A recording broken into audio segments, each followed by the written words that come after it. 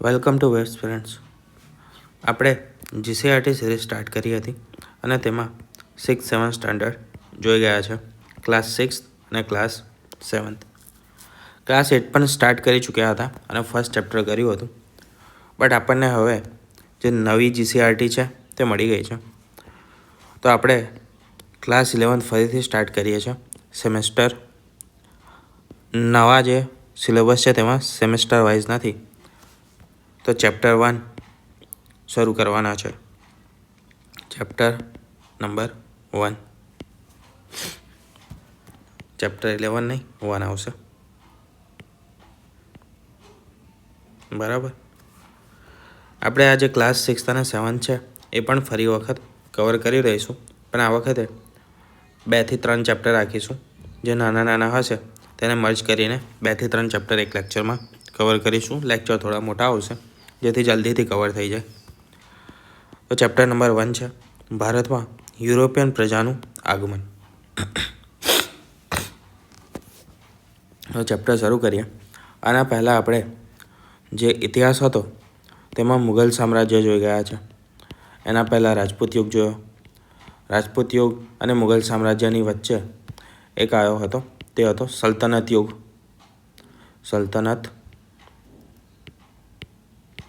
સલ્તનત યુગ જોયો, રાજપૂત યુગ જોયો, ગુજરાતનો સોલંકી વંશ, વાઘેલા વંશ, એ બંને વસ્તુ જોઈ.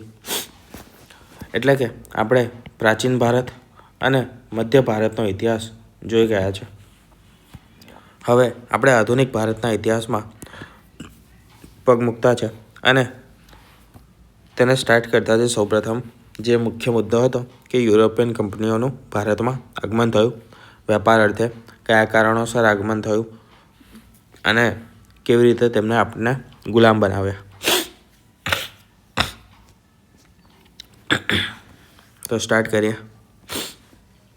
ભારતનું આકર્ષણ, એટલે કે એ સમયે ભારતનું મુખ્ય આકર્ષણ શું હતું કે કઈ વસ્તુથી આકર્ષાઈને યુરોપિયન પ્રજા ભારતમાં આવી. તો પ્રાચીન કાળથી ભારત તેની આર્થિક સમૃદ્ધિને કારણે વિશ્વનું આકર્ષણનું કેન્દ્ર રહ્યો છે. એટલે કે પ્રાચીન સમયથી ભારત આર્થિક રીતે એક સમૃદ્ધ દેશ રહ્યો છે. વેપારમાં હડપ્પીય સભ્યતાના સમયથી ભારતનો વિશ્વ અને વાણિજ્ય તથા સાંસ્કૃતિક સંબંધ દેશ વિદેશો સાથે રહ્યો છે.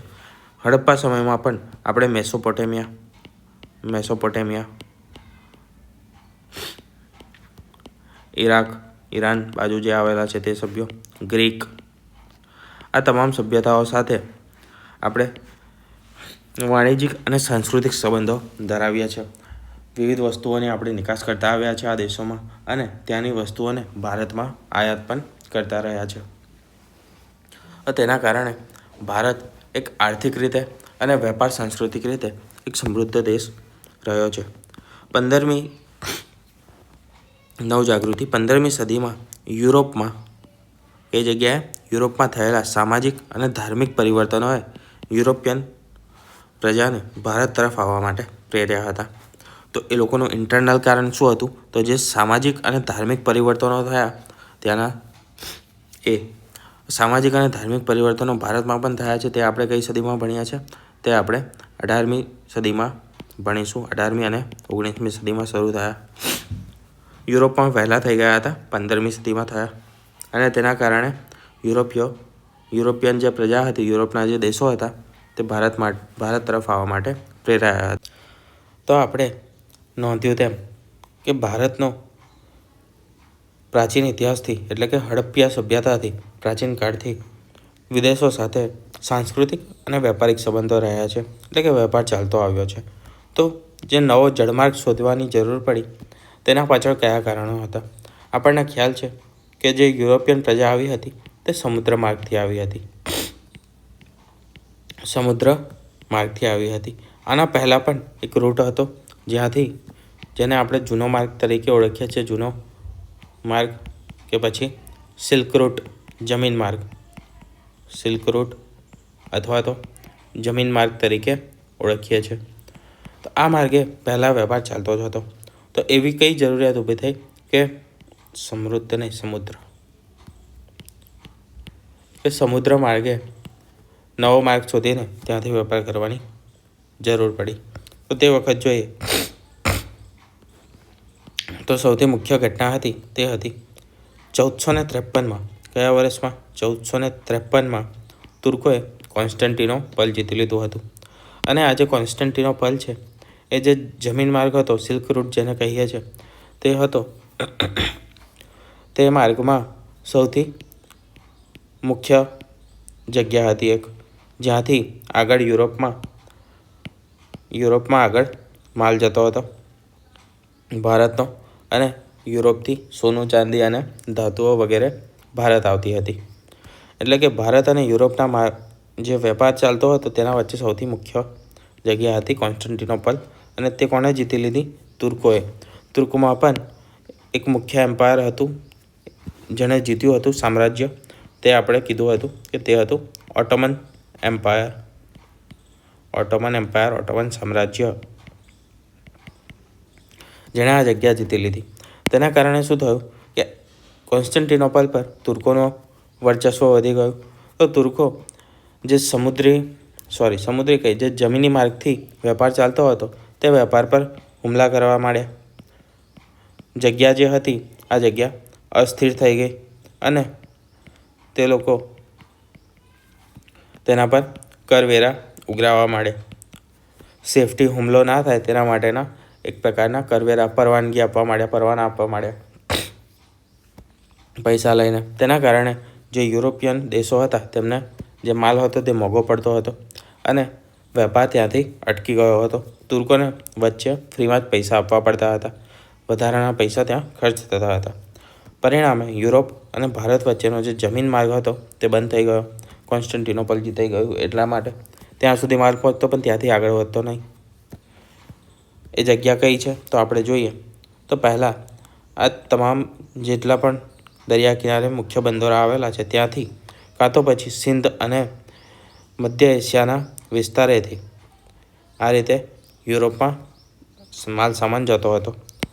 બરાબર. બીજો રસ્તો હતો આ રીતે સમુદ્રમાં, અને અહીંયાથી મધ્ય એશિયા થઈને તુર્ક. આ છે આ છે કોન્સ્ટન્ટિનોપલ.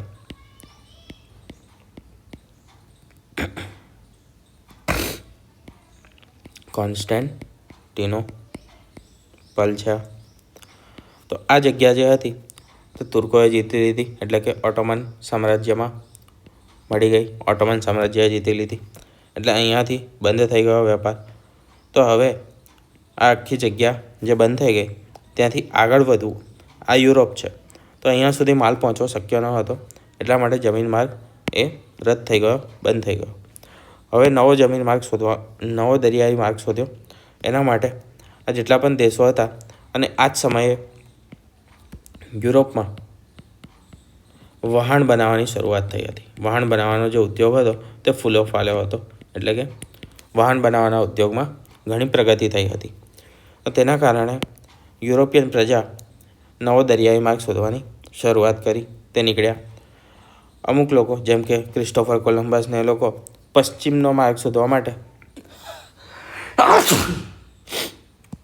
તેમની માન્યતા અનુસાર તે લોકો પૂર્વ તરફ ગયા, પૂર્વનો માર્ગ શોધવા માટે તે લોકો પશ્ચિમ તરફ ગયા અને અમેરિકા ખંડ શોધી નાખ્યો.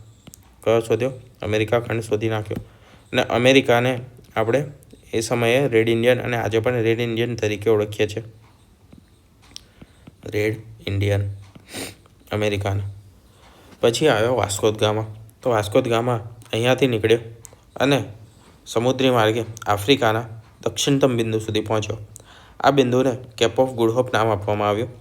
હોપનો મતલબ થાય છે એક આશા, એક કિરણ, આશાનું કિરણ જાગવું. તેને આપણે હોપ તરીકે ઇંગ્લિશમાં ઓળખીએ છીએ, HOPE, હોપ. તો કેપ ઓફ ગુડ હોપ એટલા માટે નામ આપવામાં આવ્યું કારણ કે અહીંયાથી એને લાગ્યું કે હા, હવે આગળ ભારત તરફ આગળ વધી શકાશે અને તેનો જળમાર્ગ મળી જશે. કેપ ઓફ ગુડ હોપથી તે પૂર્વ તરફ આગળ વધતા પશ્ચિમ આફ્રિકાના પૂર્વ કિનારે આગળ વધતા તે મોઝામ્બિક અથવા તો માલિંદી ખાતે આવ્યો. માલિંદી બંદરે આવ્યો. મોઝામ્બિક, અત્યારે જે મોઝામ્બિક દેશ છે ટાપુ છે ત્યાં આગળ આવ્યો, જેને માલિંદી તરીકે પણ ઓળખતા હતા એ સમયે. ત્યાંથી પછી એક તેને મળ્યા હતા માજિદ ઇબ્ન માજિદ, જે એક ખલાસી હતા, વેપારી હતા ભારતના, અને તેમની મદદથી તે સૌપ્રથમ કાલિકટ બંદરે આવ્યો. ક્યાં આવ્યો હતો? કાલિકટ બંદરે આવ્યો હતો. તે વસ્તુ આપણે જોઈએ. આ મેપમાં આપણે જગ્યાને એ વસ્તુ સમજાવી દીધી, જેથી યાદ જલ્દી રહે. બરાબર. હવે આગળ જોઈએ તો બીજી વસ્તુ શું હતી? તો યુરોપીઓને જરૂરિયાત હતી શેની? તો કે યુરોપના લોકો માંસાહારી હતા. ત્યાં આગળ ઠંડીનું પ્રમાણ પણ વધારે છે, બરફ વધારે પડે છે. તેના કારણે તે લોકોને, અને બીજી વસ્તુ, ઠંડી એટલી બધી છે કે ત્યાં આગળ ખેતી કરવી શક્ય નથી.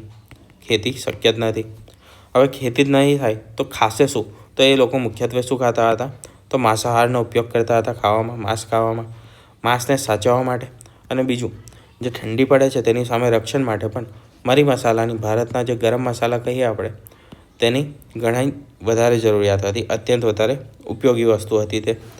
અને બીજી વસ્તુ, ભારતમાંથી અન્ય નિકાસ થતી વસ્તુઓ જેમ કે સુતરાઉ કાપડ, રેશમી કાપડ, મરી મસાલા, તો જે પણ ગરમ કપડ બનાવવું હોય, ગરમ કપડાં બનાવવા હોય, તેના માટે સુતરાઉ રેશમી કાપડની જરૂરિયાત ઊભી થાય, તો તે પણ ભારતથી જ એક્સપોર્ટ થતા હતા, ભારતથી નિકાસ કરવામાં આવતા હતા.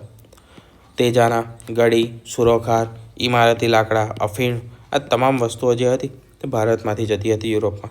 અને આ તમામ વસ્તુઓની યુરોપને સૌથી વધારે જરૂરિયાત હતી. તેના કારણે તે લોકો નવો જળમાર્ગ શોધવા નીકળ્યા કે ભાઈ જમીન માર્ગ બંધ થઈ ગયો તો આપણે બીજો એક અલ્ટરનેટિવ માર્ગની જરૂર રહેશે. હવે જોઈએ તો સૌ પ્રથમ જે પ્રજા આવી તે હતી પોર્ટુગીઝ, એટલે કે પોર્ટુગલો આવ્યા. પોર્ટુગલ દેશના હતા નિવાસીઓ પોર્ટુગીઝો. આપણે તેને ફિરંગીઓ તરીકે ઓળખતા હતા, અને સૌ પ્રથમ આગમન તેમનું થયું હતું. વાસ્કો દ ગામા પણ એક પોર્ટુગીઝ જ હતો, તેને સૌ પ્રથમ જળમાર્ગ શોધ્યો. પોર્ટુગલના નાવિક વાસ્કો દ ગામાએ 1498માં કાલિકટ બંદરે ઉતરીને નવો જળમાર્ગ શોધ્યો. એ સમયના તત્કાલીન રાજા કાલિકટના સામુદ્રિક અથવા તો ઝામોરીન તેને ઓળખવામાં આવે છે. કાલિકટમાં કોનું શાસન હતું? તો ઝામોરીનનું શાસન હતું. અને તેની પરવાનગીથી વેપાર કર્યો વાસ્કો દ ગામાએ. વેપાર કરવાની પરવાનગી લીધી કોની પાસેથી? ઝામોરીન પાસેથી લીધી હતી. વસ્તુ યાદ રાખજો. તે ક્યાંનો રાજા હતો? કાલિકટનો. પ્રથમ કોઠી 1503માં કોચી અને 1505માં કન્નૂર પાસે બાંધી. કન્નૂરમાં કિલ્લા પણ બાંધ્યા. પહેલાં કોઠી બાંધી કોચીન અને કન્નૂરમાં, અને ત્યાર પછી તેને કિલ્લેબંધ કરી સંરક્ષણ માટે પોતાના માલ સામાન અને એ જે કોઠી છે વેપારી કોઠી, તેના સંરક્ષણ માટે કિલ્લા બાંધ્યા. મહત્ત્વના વાઇસરોય જોઈ લઈએ જે પોર્ટુગીઝોમાં યાદ રાખવાના છે. તો પોર્ટુગીઝ વાઇસરોયમાં સૌ પ્રથમ આવ્યો હતો તે હતો ફ્રાન્સિસ્કો દી અલ્મેડા. ભારતમાં પોર્ટુગીઝ રાજ્ય સ્થાપવા માટે આવ્યો હતો. તો પોર્ટુગીઝ રાજ્ય સ્થાપવાનો સૌ પ્રથમ શ્રેય કોને જાય છે? તો તે છે ફ્રાન્સિસ્કો દી અલ્મેડા. અલ્ફાન્સો ડી અલ્બુકર્ક આને એકચ્યુઅલ સ્થાપક માનવામાં આવે છે પોર્ટુગીઝનો. તેને ઘણો વિકાસ કર્યો. ગોવા સહિતના બીજા અનેક બંદરો જે હતા તે જીતી લીધા. કયા બંદરો જીત્યા? તો 1530માં સૌપ્રથમ ગોવા જીતી લીધું અને તેને રાજધાની બનાવી, એટલે કે તેને કેપિટલ બનાવ્યું પોર્ટુગીઝનું. ત્યારબાદ 1534માં વસઈ જીત્યું. 1535માં દીવ જે ગુજરાતમાં આવેલું છે, અને 1559માં જ દમણ પણ જીતી લીધું. પોર્ટુગીઝોને સાગરના સ્વામી તરીકે ઓળખવામાં આવતા હતા. સમુદ્રના સ્વામી એટલે સમુદ્રના રાજા, સાગરના સ્વામી તરીકે ઓળખવામાં આવતા હતા. યાદ રાખજો, આ વસ્તુ પણ પૂછાય છે. પોર્ટુગીઝોની પરવાનગી વગર કોઈ પણ ભારતીય દરિયો ખેડી શકતું નહીં. ભારતીય જ નહોતા દરિયો ખેડી શકતા, તો બહારના તો ભૂલી જ જાઓ. એટલે કે જે આરબ વેપારીઓ હતા કે પછી બીજા યુરોપિયન પ્રજા જે પણ હતી, તે કોઈ પણ જે ભારતનો દરિયો હતો, અરબ સાગર, હિન્દ મહાસાગર, ત્યાં આગળ પોતાનું વહાણ લાવી શકતા નહીં કે પછી ત્યાંથી પસાર થઈ શકતા ન હતા. તે લોકો શું કરતા હતા? તો ચાંચિયાગીરી દ્વારા લૂંટ કરતા હતા. ચાંચિયાગીરી એટલે લૂંટફાટ કરતા હતા. જે અલ્ફાન્સો દી અલ્બુકર્ક હતો, ફ્રાન્સિસ્કો દી અલ્મેડાએ શરૂ કરી હતી નીતિ, અને તે હતી પરવાનાની નીતિ. પરવાનો આપતા હતા, પરવાનાની નીતિ. હવે જેના પાસે આ પરવાનો ના હોય, બરાબર, તે જહાજો ચાંચિયાગીરીથી લૂંટી લેતા હતા. જે પણ માલ સામાન હોય તે લોકો લૂંટી લેતા હતા અને વહાણને તબાહ કરી દેતા હતા હુમલો કરીને, બરાબર. તેના કારણે એક હથ્થું શાસન કરતા હતા. સમુદ્ર પર એક હથ્થું સામ્રાજ્ય સ્થાપ્યું હતું. વેપારમાં મોનોપોલી, જે અત્યારના શબ્દોમાં કહીએ તો મોનોપોલી હતી, અને એ લગભગ 100 થી 150 વર્ષ સુધી ચાલી. 100 વર્ષ સુધી ચાલી એવું માની શકો છો. તેના પછી કઈ પ્રજા આવી? તો એના પછીની પ્રજા જે હતી ડચ અને ડેનિશ પ્રજા. બે પ્રજાઓનું ભારતમાં આગમન થયું. શ્રીલંકા પર સૌપ્રથમ તે લોકોએ આક્રમણ કર્યું 1658માં, અને મરી મસાલાના વેપાર કબજે કર્યો. એટલે કે મરી મસાલાના વેપાર પર તેમણે સૌપ્રથમ ઝંપલાવ્યું. બંગાળમાં 1632માં, માલાબાર 1650માં વેપાર જમાવ્યો. મછલીપટ્ટમ, ગોલકુંડાના શાસક પાસેથી, એ સમયે ગોલકુંડાના શાસકનું રાજ હતું મછલીપટ્ટમ પર, તો ગોલકુંડાના શાસક પાસેથી મછલીપટ્ટમ મેળવ્યો અને ત્યાં આગળ તેમને વેપારી કોઠી બનાવી. અંગ્રેજો અને ડચ વચ્ચેના યુદ્ધમાં ડચો હારી ગયા. તેના કારણે તેમનો વેપાર જે હતો તે ભારતમાંથી ખતમ થઈ ગયો. ભારતમાંથી તેમને ભાગવું પડ્યું. બીજી પ્રજા હતી ડેનિશ. ડેનિશ વિશે બહુ વધારે વસ્તુ યાદ નથી રાખવાની. બંગાળના શ્રીરામપુરમાં કોઠી સ્થાપી હતી, પણ વેપારમાં આગળ વધી શક્યા નહીં, બરાબર.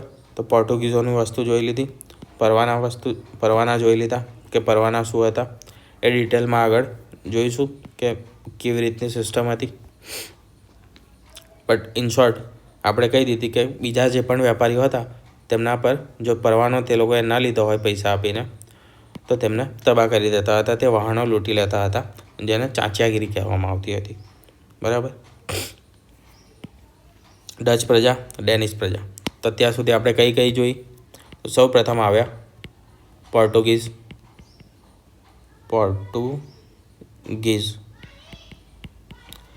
તેના પછી આવ્યા ડચ, અને તેના પછી આવી ડેનિશ.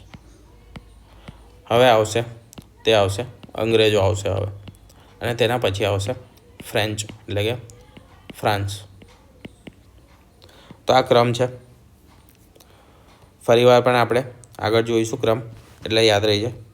તો હવે આવ્યા અંગ્રેજો. બ્રિટિશ ઈસ્ટ ઇન્ડિયા કંપનીના નામથી. બ્રિટિશ ઈસ્ટ ઇન્ડિયા કંપની, તેની સ્થાપના થઈ ઈસવીસન 1600માં. ઇંગ્લેન્ડમાં એ સમયે રાણી હતી, રાણી એલિઝાબેથની પરવાનગીથી ઈસ્ટ ઇન્ડિયા કંપનીની સ્થાપના થઈ. આ કંપનીનો મુખ્ય હેતુ હતો વેપાર કરવાનો મુખ્ય હેતુ હતો, અને તેનાથી ધન કમાવાનો. ક્યાં? તો કે પૂર્વના દેશોમાં, એટલે કે ભારત છે, ઇન્ડોનેશિયા છે, શ્રીલંકા છે, મ્યાનમાર છે, આ તમામ દેશોમાં વેપાર કરીને ધન કમાવાનો હતો. ચીન. તેના માટે ત્યાંના જે મોટા મોટા વેપારીઓ હતા, ક્યાંના? ઇંગ્લેન્ડના, તો તે લોકોએ એક કંપનીની સ્થાપના કરી, East India company. East India કંપનીએ તેની પ્રથમ કોઠી સ્થાપી 1613માં. જહાંગીર પાસેથી પરવાનગી મેળવીને તે સ્થાપી હતી સુરત ખાતે. યાદ રાખજો, અંગ્રેજોની સૌપ્રથમ કોઠી ક્યાં હતી? સુરત ખાતે હતી. ઘણી વખત ક્વેશ્ચન પૂછાઈ ગયા છે અને ઘણો મહત્ત્વની વસ્તુ છે, તો ખાસ કરીને યાદ રાખજો. સૌપ્રથમ કોઠી સ્થાપી હતી સુરતમાં. ક્યારે સ્થાપી હતી એ પણ યાદ રાખી રાખજો. 1613માં સ્થાપી હતી, 1613માં. બીજી વસ્તુ, સૌપ્રથમ અંગ્રેજ પૂછે, સૌ પ્રથમ અંગ્રેજ જે ભારતમાં આવ્યો હતો, ભારતની ધરતી પર જેને પગ મૂક્યો હતો, તો તે હતો કેપ્ટન હોકિન્સ. આ ગયો હતો જહાંગીરના દરબારમાં વેપારની પરવાનગી લેવા માટે. એ સમયે જહાંગીરનું શાસન હતું, તો વેપારની પરવાનગી લેવા માટે ગયો હતો, પરંતુ જહાંગીરે ખદેડી મૂક્યો, ના પાડી દીધી કે ભાઈ તમને નહીં મળે પરમિશન વેપારની. જહાંગીરે વેપારની પરમિશન ન આપી. એના પછી આવ્યો તો તે હતો સર ટોમસ રો, અને તેને જહાંગીર પાસેથી વેપારની પરમિશન લીધી અને સૌપ્રથમ કોઠી સ્થાપી સુરત ખાતે. ટોમસ રો 1615માં જહાંગીર પાસેથી ભારતમાં વેપારની પરવાનગી મેળવી. વિકાસ થયો હતો હુગલી નદીના કાંઠે તે લોકોનો. હુગલી નદીના કાંઠે ક્યારે કોઠી સ્થાપી? તો 1651માં, જેને ફેક્ટરી કહેવામાં આવતી હતી. કોઠી નહીં પણ ફેક્ટરી કહેવામાં આવતી હતી, અંગ્રેજોની ફેક્ટરી. ક્યાં આગળ? હુગલી નદીના કિનારે, એટલે કે વેસ્ટ બંગાળમાં, પશ્ચિમ બંગાળમાં. ફોર્ટ વિલિયમ બનાવ્યું, તે આપણે કોલકાતા તરીકે ઓળખીએ છીએ. ત્યાં આગળ જે ફોર્ટ બનાવ્યો, કિલ્લો બનાવ્યો, તેને ફોર્ટ વિલિયમ નામ આપવામાં આવ્યું. 3 ગામ તે લોકોએ લીધા હતા. કયા હતા? તો તે હતા સુતાનાતી, કાલિઘાટ અને ગોવિંદપુર. આ 3 ગામો ભેગા કરીને તે જમીનદારી મેળવી 3 ગામોની, અને તેને ભેગા કરીને ફોર્ટ વિલિયમ બનાવ્યું, ફોર્ટ વિલિયમ વસાવ્યું, જે આજના કોલકાતા સિટી તરીકે ઓળખાય છે. એના પછી આવ્યા ફ્રેન્ચો. તો ફ્રેન્ચોને જોઈએ તો 1664માં આવ્યા હતા ફ્રેન્ચ ઈસ્ટ ઇન્ડિયા કંપની દ્વારા. કોઠીઓ તો સૌપ્રથમ કોઠી સ્થાપી હતી સુરતમાં. તો આપણે 2 લોકોની પ્રથમ કોઠી સુરતમાં છે. પહેલું છે અંગ્રેજની કોઠી છે સુરત, અને બીજા છે ફ્રેન્ચ, એ પણ ગયા હતા સુરતમાં જ. અને આ લોકોની રાઇવલરી પણ ઘણી લાંબી છે. ચેપ્ટરમાં બહુ વધારે નથી આપી, એટલે આપણે લિમિટેડ ટાઈમમાં જ આપણે તેને કવર કરીશું. મુખ્ય મથક હતું, તો મુખ્ય મથક એ હતું મછલીપટ્ટમ. આના પહેલાં મછલીપટ્ટમ કોના હાથમાં હતું? તો ગોલકુંડાના શાસકોએ કોને આપ્યું હતું? તો જે ડેન્ચ હતા, શું કહેવાય, ડચ લોકોને આપ્યું હતું મછલીપટ્ટમ. તેના પાસેથી કોની પાસે આવ્યું? તો ફ્રેન્ચો પાસે આવ્યું, અને ફ્રેન્ચોનું મુખ્ય મથક બન્યું. તે લોકોએ મુખ્ય મથક બનાવ્યું, એટલે કે રાજધાની બનાવી. પોંડિચેરી 1613માં પોંડિચેરીની સ્થાપના કરી. કર્ણાટક વિગ્રહ, એટલે કે કર્ણાટકના યુદ્ધો, કાર્નેટિક યુદ્ધ થયા હતા, જે અંગ્રેજો અને ફ્રેન્ચ વચ્ચે થયા હતા. કેટલા થયા હતા? તો 3 યુદ્ધો થયા હતા, અને તેમાં અંગ્રેજોનો વિજય થયો હતો. અંગ્રેજો જીતી ગયા, અને ફ્રેન્ચોની સત્તા તે હતી તે નબળી પડી, ફ્રેન્ચો હારી ગયા હતા.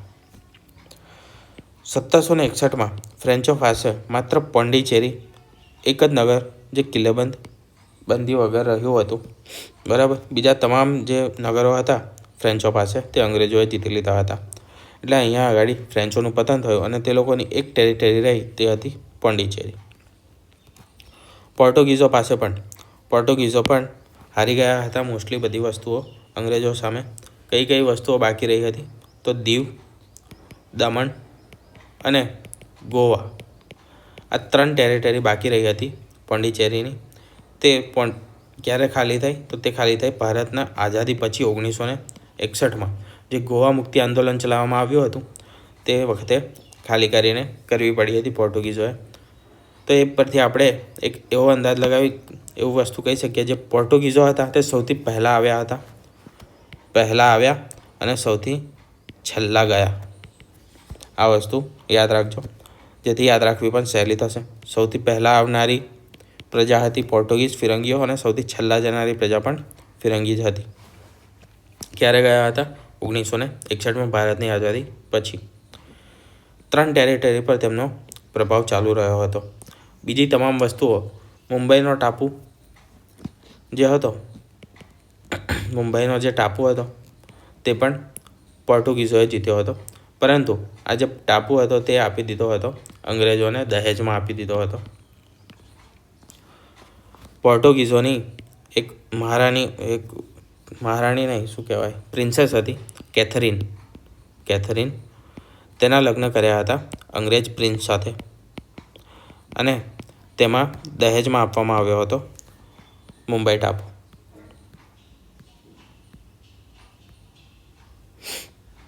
ઓકે, હવે તો આગળ વધીએ. આગળ છે પ્લાસીનું યુદ્ધ. પ્લાસીનું યુદ્ધ જોતાં પહેલાં એક તેનું પૂર્વ ભૂમિકા જોઈ લઈએ કે પ્લાસીનું યુદ્ધ કેમ થયું, ત્યાં સુધી કેવી રીતે પહોંચ્યા.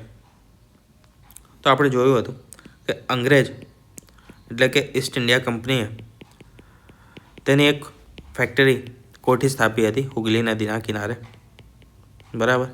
અને એ સમયે મુઘલ શાસક હતો તે હતો ફરુખશિયર. ફરુખશિયરનું શાસન હતું, તે મુઘલ બાદશાહ હતો અને તેને એક હતી બીમારી હતી. EICની એટલે કે ઈસ્ટ ઇન્ડિયા કંપનીનો એક ડૉક્ટર હતો, તેનું નામ હતું વિલિયમ હેમિલ્ટન. શું નામ હતું? William Hamilton.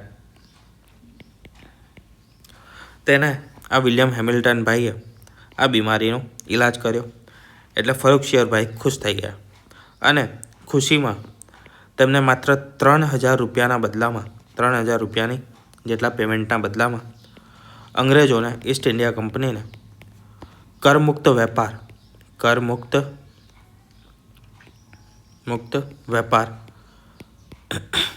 કરવાની પરવાનગી આપી દીધી, જેને દસ્તક તરીકે ઓળખીએ છીએ. દસ્તક કહેવામાં આવે છે. તે આપી દેવામાં આવ્યું. કોના દ્વારા અપાયું હતું? તો તે આપવામાં આવ્યું હતું ફરુખશિયર દ્વારા. કોને?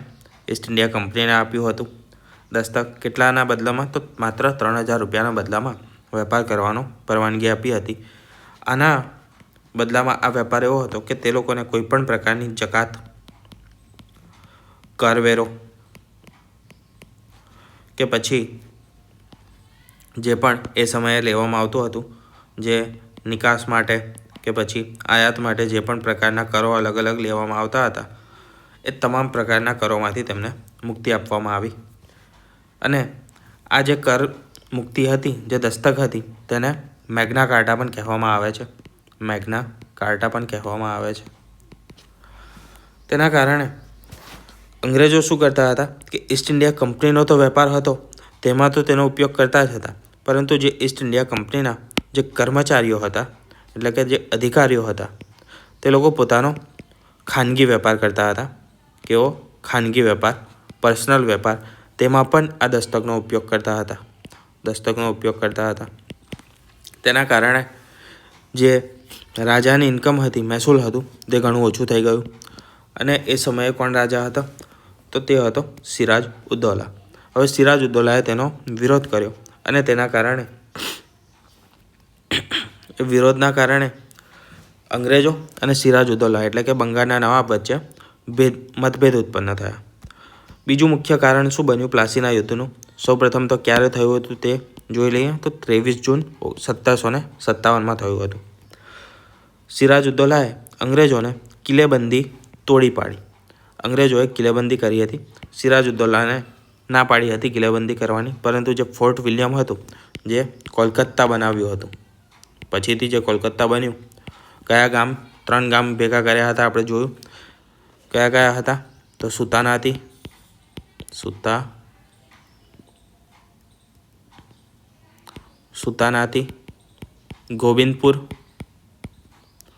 ગોવિંદપુર અને ત્રીજું કયું હતું? હમણાં જ આપણે જોઈ ગયા છે, કમેન્ટ કરજો. તો એ 3 ગામ હતા, તે ભેગા કરીને જે ફોર્ટ વિલિયમ બનાવ્યું હતું, કોઠી બનાવી હતી, તેની કિલ્લેબંધી કરી. તે સિરાજ ઉદ્દૌલાને ન ગમ્યું અને તેને અંગ્રેજોને પર હુમલો કર્યો, હરાવી દીધા અને આ કિલ્લેબંધી તોડી નાખી. ક્યારે? 15 જૂન 1756ના રોજ. હવે આ વસ્તુની ખબર પડી જે મદ્રાસમાં ઈસ્ટ ઇન્ડિયા કંપનીનું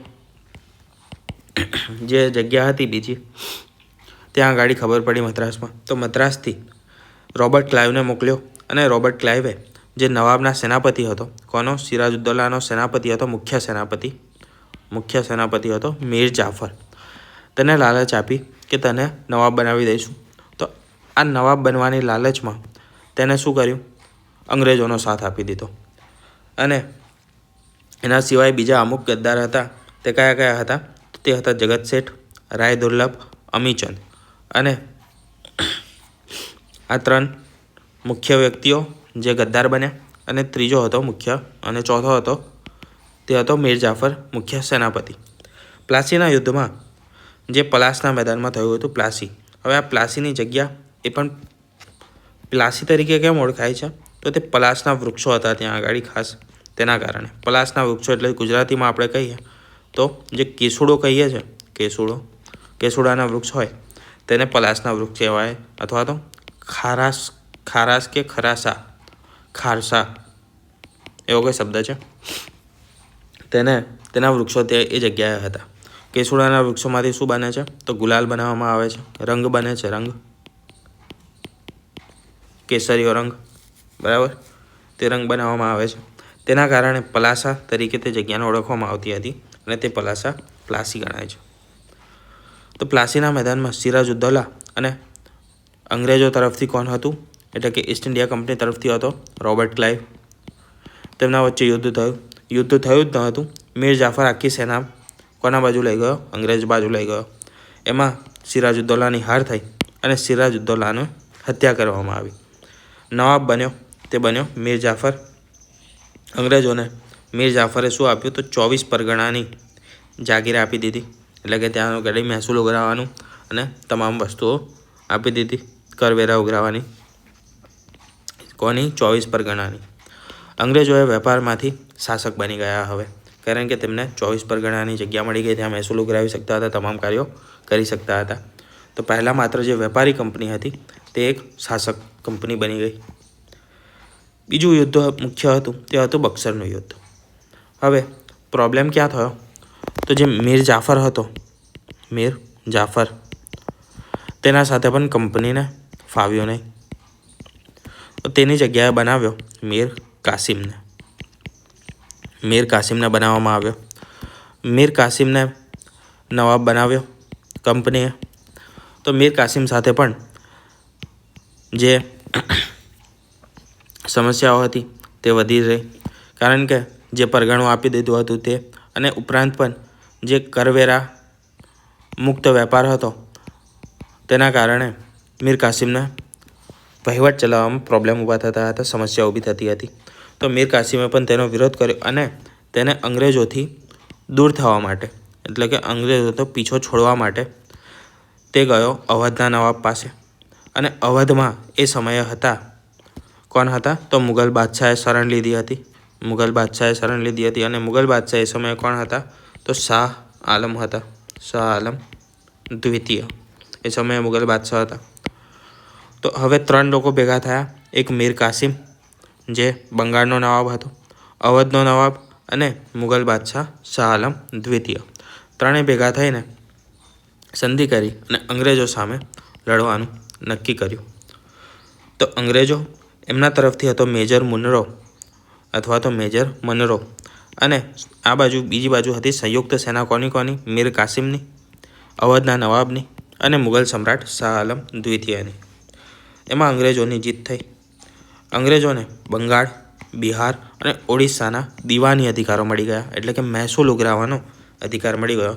અને એ સમયે આ જે 3 પ્રદેશો હતા તે સૌથી સમૃદ્ધ પ્રદેશ હતા, સમૃદ્ધ આર્થિક રીતે હતા.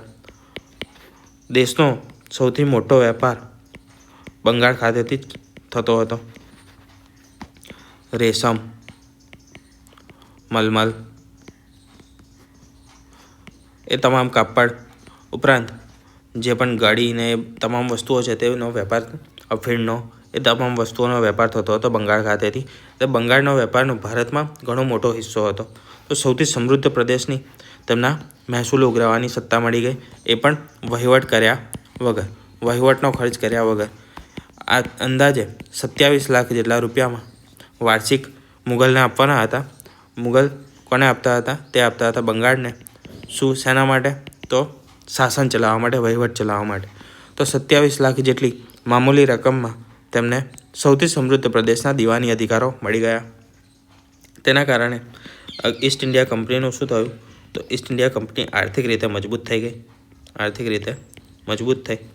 અને બંગાળમાં દ્વિમુખી શાસનની શરૂઆત થઈ.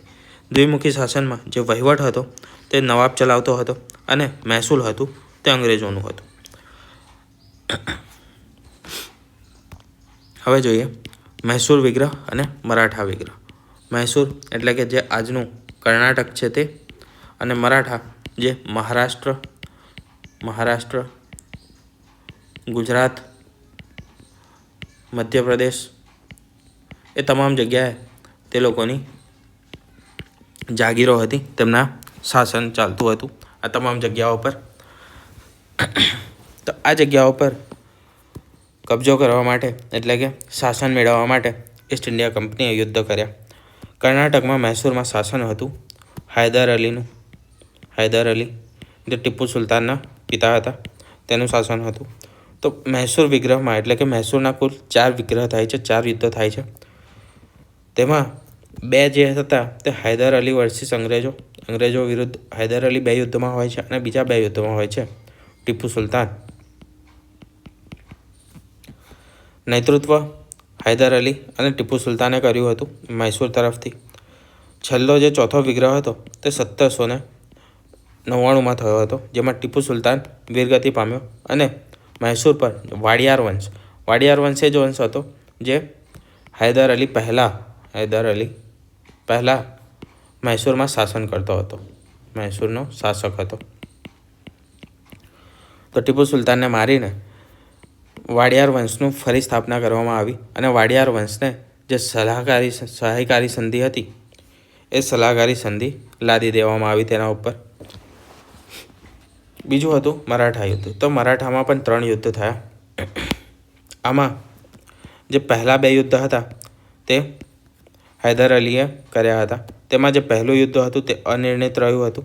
બીજા યુદ્ધ વખતે હૈદર અલીનું મૃત્યુ થયું હતું અને તેને ટીપુ સુલતાને આગળ વધાર્યું. બીજા યુદ્ધમાં પણ સંધિ કરવામાં આવી તથા જે ત્રીજું યુદ્ધ હતું, ત્રીજા યુદ્ધમાં ટીપુ સુલતાનને ઘણો મોટો લોસ થયો હતો અને ચોથા યુદ્ધમાં ટીપુ સુલતાનનું મૃત્યુ થયું હતું અને વાડિયાર વંશનું પછી શાસન મૈસૂરમાં સ્થાયી થયું, જેમને સહાયકારી સંધિ લાદી દેવામાં આવી હતી અંગ્રેજો દ્વારા. હવે વાત કરીએ મરાઠા યુદ્ધની. તો મરાઠા યુદ્ધની શરૂઆત કેમ થઈ? તો અંગ્રેજોને ખબર પડી કે ઈસ્ટ ઇન્ડિયાને ખબર પડી કે ભાઈ મરાઠા સામે આપણે હવે લડી શકીએ છીએ. કોના સામે લડી શકીએ છીએ? મરાઠા સામે. અને એ કેમ ખબર પડી? તો જે અહમદ શાહ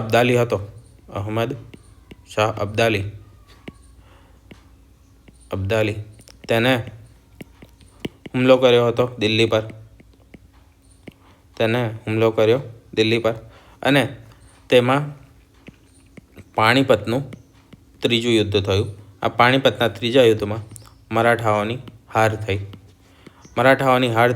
તેના કારણે તેમાં વિભાજન થયું મરાઠાઓમાં અને જે ગાયકવાડ,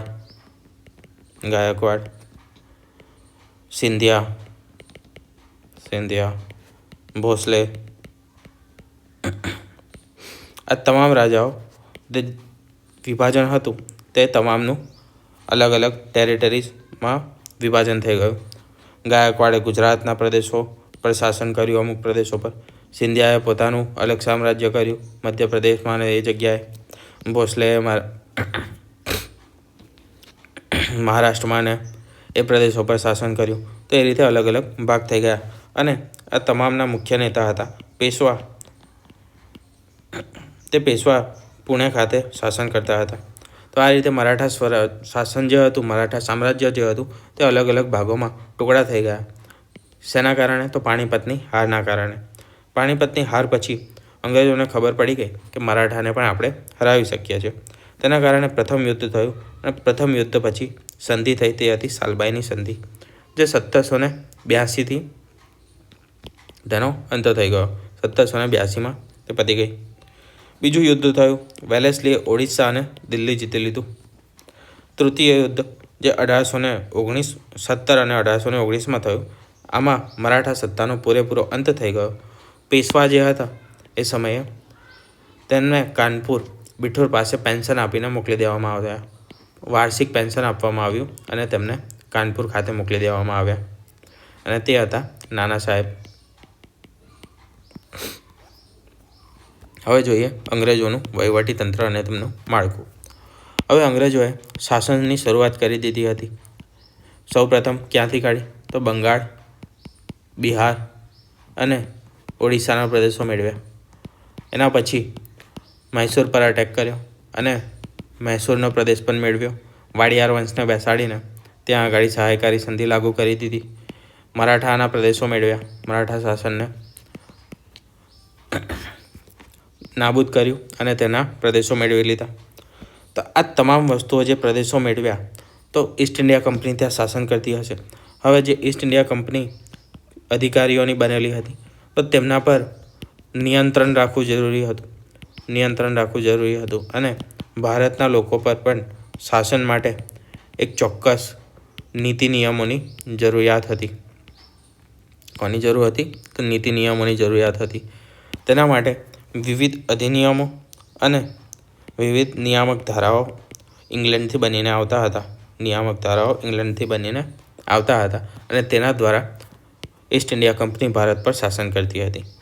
તો નિયામક ધારો જે સૌ પ્રથમ આવ્યો હતો તે હતો 1773નો.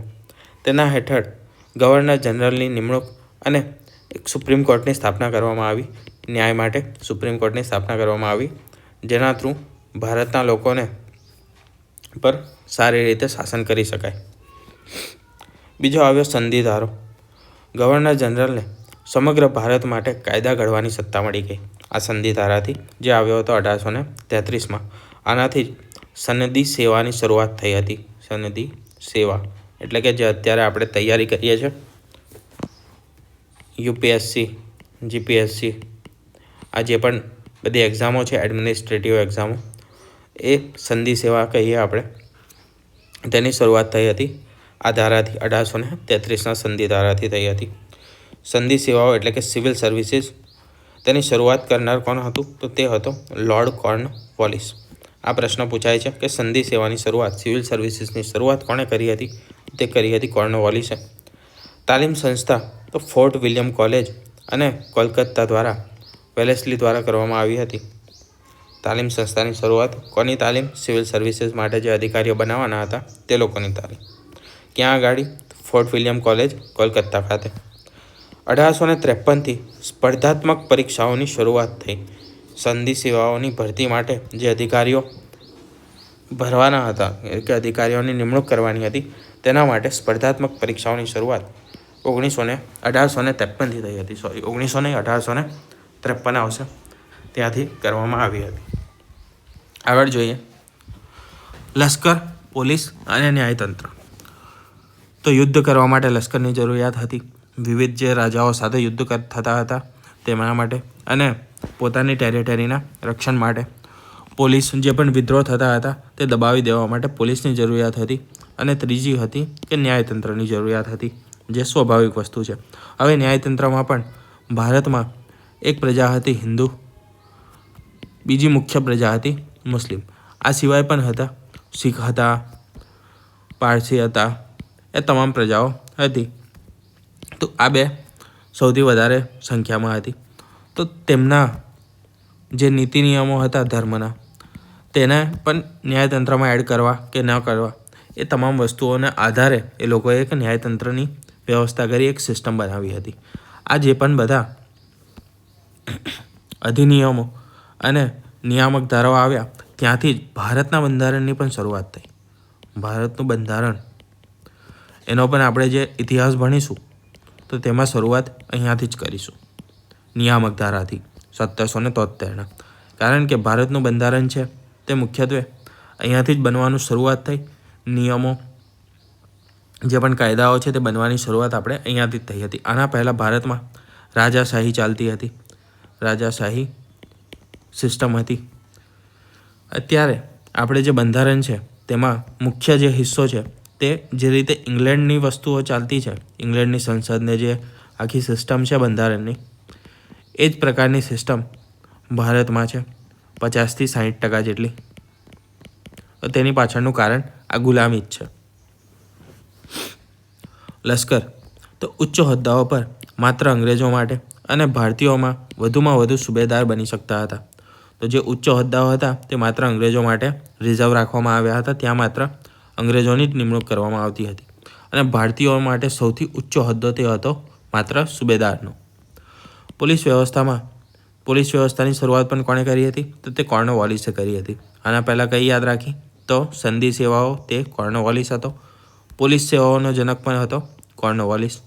જિલ્લા કક્ષાએ ડીએસપી એટલે કે જિલ્લા પોલીસ અધિક્ષકનો હોદ્દો બનાવ્યો અને આખી પોલીસ સિસ્ટમની શરૂઆત કરી. ન્યાયતંત્રની શરૂઆત કરી હતી વોરન હેસ્ટિંગ્સે. કોર્નવાલિસે દીવાની અને ફોજદારી કોર્ટ અલગ કરીને બે કોર્ટો સ્થાપી. કોર્નવાલિસે શરૂઆત કરનારો હતો વોરન હેસ્ટિંગ્સ. મુન્સફ અને અમીન એટલે કે ભારતીય ન્યાયાધીશોના હોદ્દા હતા સૌથી નિમ્ન સ્તરના. તેને મુન્સફ અને અમીન તરીકે ઓળખવામાં આવતા હતા. વિલિયમ બેન્ટિકે ભારતીયોને ઉચ્ચ હોદ્દા પર મૂકવાની શરૂઆત કરી. તો ભારતીયોને ઊંચા હોદ્દા આપવાની શરૂઆત કોણે કરી? એ કરી હતી વિલિયમ બેન્ટિકે. આ જેટલા પણ ગવર્નરોના નામ આવે છે એ તમામ વસ્તુઓ યાદ રાખજો. કોર્નવાલિસે કઈ કઈ વસ્તુ આપી? તો કોર્નવાલિસે એક તો સંધિ સેવાની શરૂઆત કરી, પોલીસ સેવાની શરૂઆત કરી, ઉપરાંત દીવાની